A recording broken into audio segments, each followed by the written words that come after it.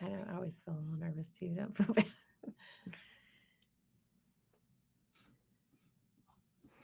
Well, welcome back. It's so great to be here with Valencia. Hi. And we have a special guest, Miss Karen Wilcox. Great to have you, Hi. Karen. Thank you for having me. And I want to make sure we get the mic up there so people Okay. can hear. But anyway, today I'm just really grateful that we are all here together. We had a great meeting last night in our Waking Up Gray group. So we're going to talk through some kind of fundamental things about relationship with Jesus. But I felt that how he showed up for us last night was pretty powerful. And so I thought we would kind of dig into that. And, I was being reminded that in the beginning of Waking Up Gray, in the very first part of it, in the book, that she says that, God invites us to be intoxicated by his beauty as it breaks into our brokenness, and to the end that you and I will be different, more fully alive and present to our lives. And, that's really his heart, is that, he's such a good and loving father. And it's coming into his presence that you get transformed and changed, because you get to know who he is and his heart, and that life, and especially in the eternal perspective of things, a lot of what we do on this earth is not going into eternity. Right. And how we are and how we show up is not going to be in eternity.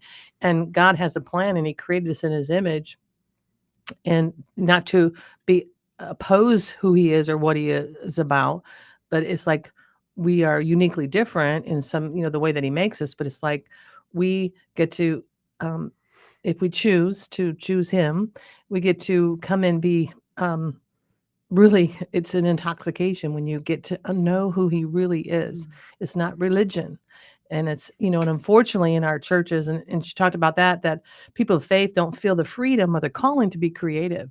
And I think in the creative process is where we really get in touch with who he is, because he's a creator. Mm-hmm. He's constantly doing things, new things on the earth. And it's like we get to enter into that, and he wants to birth new things in us, where we get excited and we can say, oh my goodness, look what he's done. So I thought we would kind of share and how we even show up in our relationships, right? And I think one of the things that we're working on right now, and I know I'm talking, is that we're creating a calendar for 2025. And each of the ladies in our group, there's 12 of us, are taking and designing either piece of art, some type of art, could be a painting, a drawing, digital art, or one lady did it with shells on. It was beautiful. Right. Yeah. And then kind of a scripture reference, or even, just something that they want to share from their heart that God has touched them in. And so I thought we'd go from there, is like maybe talk a little bit about what that process has been like for us, right? And seeing God in the everyday stuff and what he wants to do in each of our lives through each season. So 2025 is coming up, and it's exciting to see what he's speaking through each of us as we're designing what he's showing us. So I don't know if you want to speak to any of that from what we shared last night. Yeah, I think it's been a little bit of a process for me. I'm still I feel like I have not been I haven't been creating a whole lot over the summer when my kids were home and stuff. So I'm feeling like a little rusty.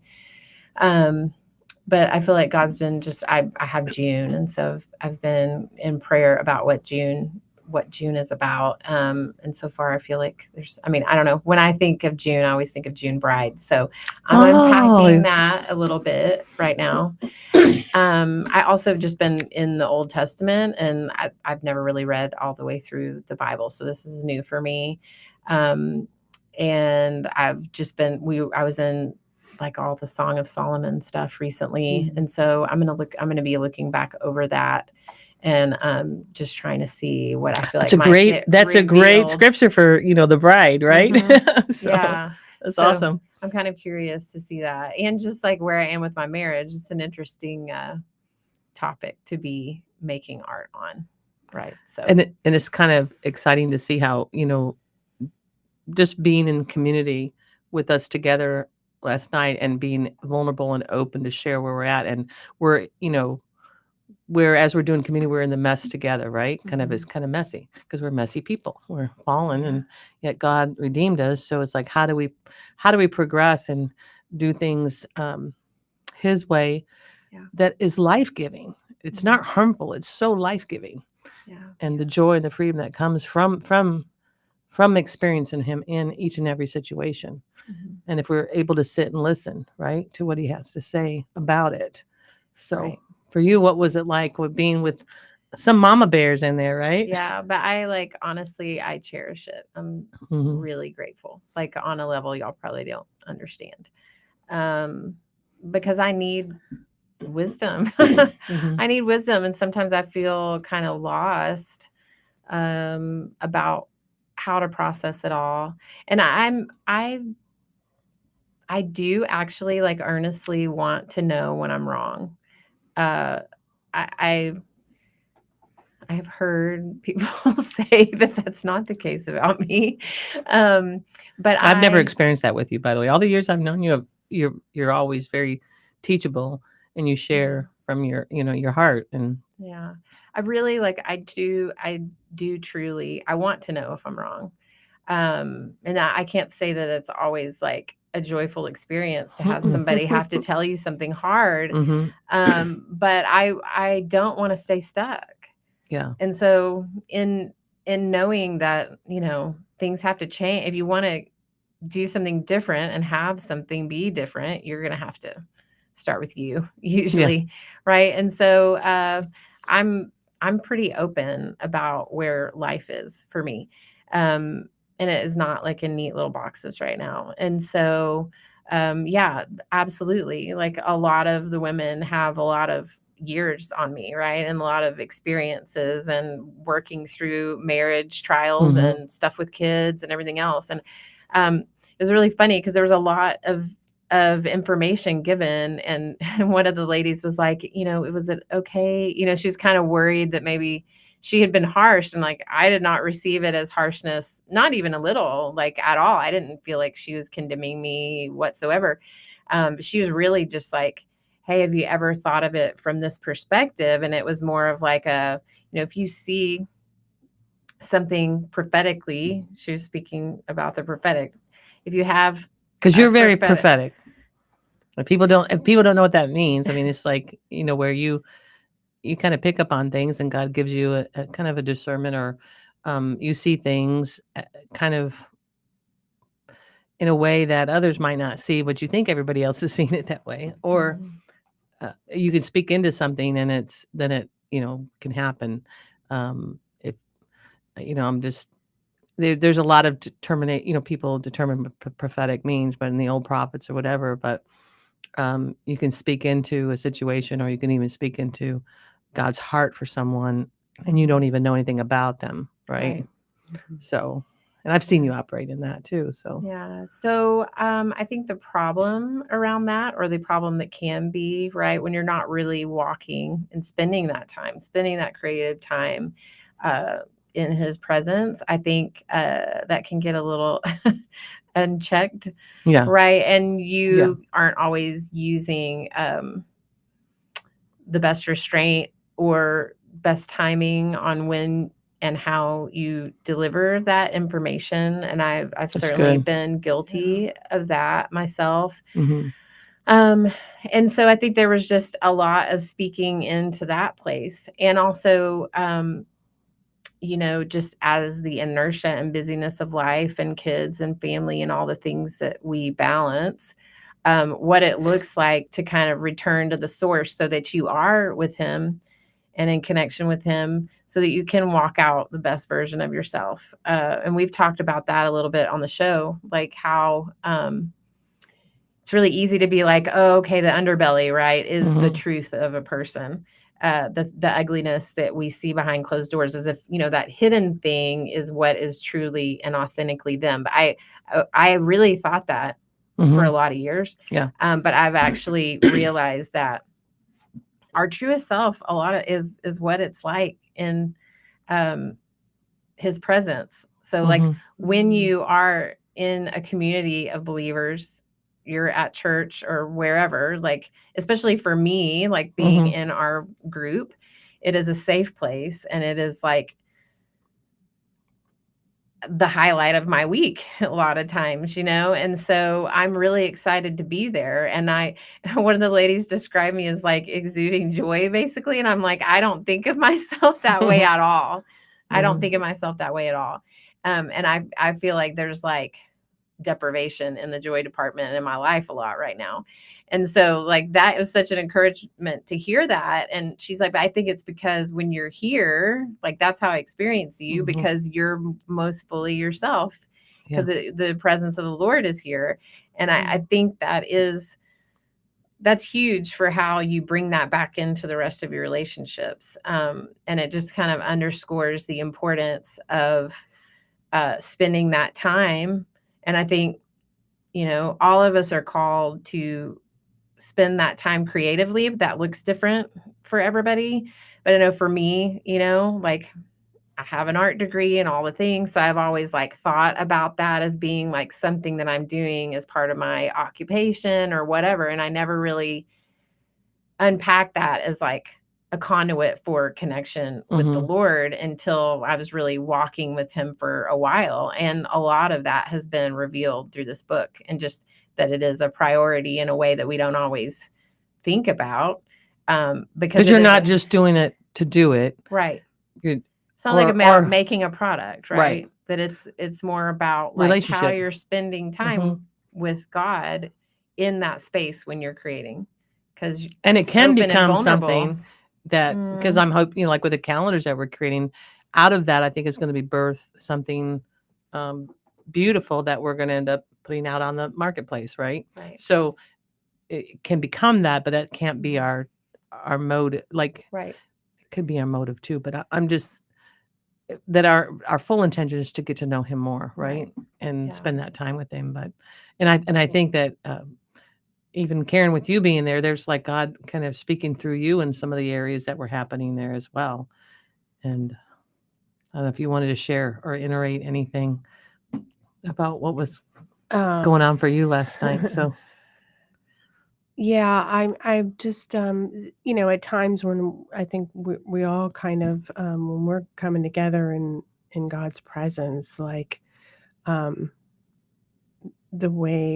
different ways that God will move and speak through each of us. And it's like he gives something to all of us, no matter. And I know Valencia, kind of was like, I don't want to monopolize people's times, but it was like God knew she needed that, like in that moment.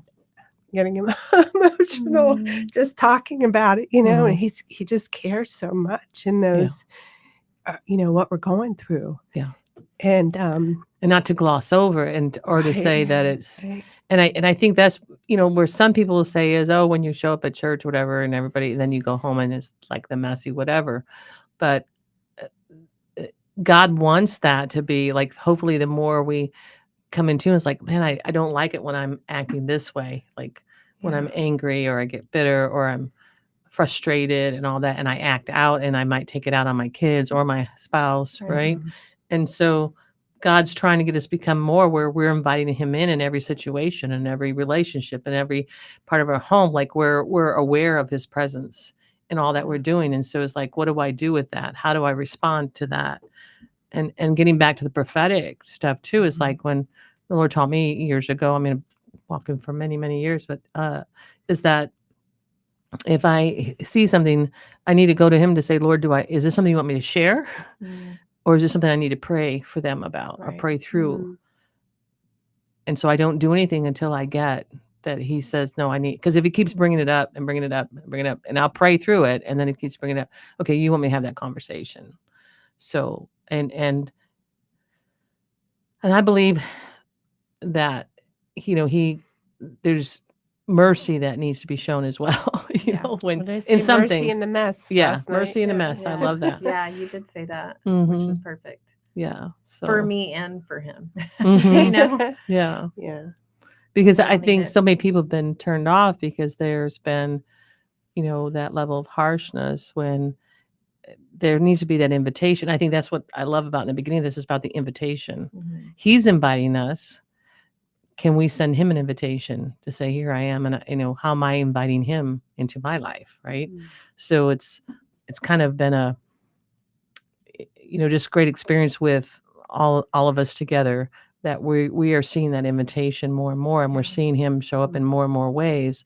And hopefully it's not just for our group, but it's so that it gets spread out to our families and our homes and how we are in other relationships as well. Like it's showing us that way of just being with him and asking him and inviting him into the kind of now is like looking at the invitation. What's the invitation right now? Like, and if I'm getting ready to go to do a job or whatever, Lord, what's the invitation that you're showing me through this process with them?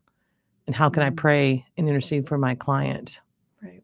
So it's like, so he's changing my perspective a lot, and it's in day-to-day stuff. It's like I'm with my family. I would say that's probably now over the years, like I said, Dan and I are nothing where we were before. We were like, boy, it was not an easy process, but as we were getting more and more and choosing God's way, like I said, we would go out and burn things. Say, we're not using this word anymore. We're not going to attack each other this way anymore. We're going to burn it up as an offering to the Lord and say, no more of this. And Lord, show us what is it you're saying for us? How are we going to contend? So it took years to build that trust that the Lord has done a change in both of us, right? But we also have different unique parts. And so we've come to realize we're not opposites so that we can fight and contend against each other, to fight against each other, but we're opposites so that we can see the beauty of diversity and the team that we are and how we contend for one another, because I started using that word. But so it's been a total shift in the way that we view our relationship. So it's been, and I see that as younger ones coming in too, is to be there to, to speak that, to pray and to speak more life into each relationship that we encounter. So, It's really easy to get at odds, and then you start to kind of see each other adversarially, because I think that's sort of the problem. It's like, then you're not, you don't feel like you're on the same team. And then suddenly everything is why am I here? Yeah. Everything is viewed through that lens of like offense, or like you're hurt by all the things. Right. Yeah. And sometimes it's just like getting really distorted, and you're not even seeing really their heart for you, and they're not seeing your heart for them. And it can get messy and bad really fast. And so I think and the focus becomes on the issue. And instead of when your focus is on the Lord, it's not so big. Right. And when you talk about the focus on the Lord is looking to him to give you the direction by which you should go, and what words and what your belief systems are about. Because we're all like, I found it amazing that most of the time when Dan and I were at odds, we were both believing the same thing about each other. Yeah. That's so bizarre. It's like, you were thinking that, I was thinking that about you, and you were thinking that about me. What's that? I feel like we're in that right now. Like I'm in that right now with my husband. That's how the enemy plays with us, right? And so it's like, we're not going to play that game anymore. It's like, how can I be a conduit of love and acceptance and hearing the way? And I thought that there was something last night, I'm trying to remember, but kind of having the revelation of where the Lord, like he calls us to himself first. He needs to be, if we think that we're the one, like the Lord would tell me, don't be Holy Spirit to your husband. Go pray, go pray for him and let me be the one. Because if like anything that we go and tell somebody to do something, we become their God. Yeah. And really we have. And it's like, if something doesn't work out that way, they're going to blame you. Right. But if they go to the Lord for it, and so that the whole thing is like, how can we be that conduit to go to the Lord, and not where we're saying that, but we're praying for them, and that we can keep our mouth quiet sometimes, because it's not gonna help the situation whatsoever by my words, Yeah, it actually is counterproductive a lot of the time, and particularly depending on the personality that you're dealing with, right? It just absolutely can be destructive. And so I think I've contributed to that for sure. Like not knowing, not meaning to even, but just absolutely fallen, like kind of gotten used as a pawn to do that. And it's like, you're just hoping like, oh, I'm sure if we talk about it a little more, it will iron itself out. We'll see, each other's perspective. And it's like, no, actually that's like doesn't work that way. The opposite effect. yeah, what you're doing is not working. And so, It's and I think it's a very humbling experience because the Lord walks us through, and I think that's where He's drawn us to, is to be humble and not prideful, because it is, and that's something the Lord's like. Well, especially with those who walk in kind of prophetic light, where they see things. I'm black and white, it's either this way or that way. Like, what are you talking about? mhm, And it's like, no, it's not always that, and that's that shift to say, it's it. What is it that I'm wanting out of this relationship? And then asking the Lord, how do we get there? Yeah. And not by the way I think it should go, but the way that He is going to direct me. And I think it's that process of changing and generational things that you've been raised up in, and we right. have a lot of baggage we bring in because of the way we've been raised, Mhm, and each generation has that. And so here we go. What is it that I'm buying into, Yeah. and accepting when God has something even far greater? So it's like, and I think about even Dan and I, we'll be 43 years this year, and it's like, wow, I can't imagine life without him now. yeah. Not at all. Mhm. Like, we're closest friends, and we're, could things be different? The enemy would want me to vote? Yeah, absolutely. But you know what? We're so far greater than we've ever been. And he could do the same with me, but it's like, and we do business together, all that stuff too. It's Mhm. like, how can you, when he retired, like, how can you have him around all that time? Like, I love it. I actually do. Yeah. It's because we've been in the fire and we've come out on the other side of it. Yeah. So That's beautiful. Refined. yeah, Yeah. refined. Yes. And we still, have stuff, and stuff comes up, but we don't quickly, we just look at each other like, okay, we need to go off and pray about this. You go to your corner, I go to mine, kind of thing. We know that. And then I also have learned to trust, like, we had a situation with our son, and I said, I just said, my son was talking about choices about school, whatever. And I said, well, he said, we don't have a choice. I said, yes, you do. You have a choice. And I want to be pretty adamant. You have a choice. Don't say you don't have a choice. You have a choice. And it turned into this little argument, right? And at the point where I'm like, oh my gosh, how did it get here? I'm looking at my husband going, okay, something's not being communicated. Mhm. There's a miscommunication here. And I said, and my son's going like, Mom, what is going, like, you're not understanding what I'm saying. And so he's, what are you doing? So I said, I'm just praying right now. I just need to pray. And then my husband spoke, and he said, it's kind of like, maybe the thing is not to make a statement. When somebody's sharing something, you don't make a statement at them. Mhm. Maybe it should be a question. Mm. Like, and that's what Dan was saying. I said, spot on. That's Yeah. exactly what it is. Yeah. Please forgive me that I didn't wait on that. And because you're my son, I think I can tell you, like, you're 42 years old. I should not be talking to you that way. Anyway, it was like, I should have said, what do you mean by that? Right. What does it mean? What do you mean you don't have a choice? And then he could have gone in to share, and I could have heard his heart. Yeah. Instead, I was wanting it to be correct about the words he chose. Right. Right. Yeah. And that's inviting, good. right? Yes. That's the Yes. invitation. And I Yeah. feel like the Holy Spirit frequently, like, Mhm. that is how he addresses people, like, with Yeah. the question, because it's an invitation. Mhm. It's not like shoving it down somebody's throat. Even if you're doing it in like a gentle manner, that it's never like so direct, right?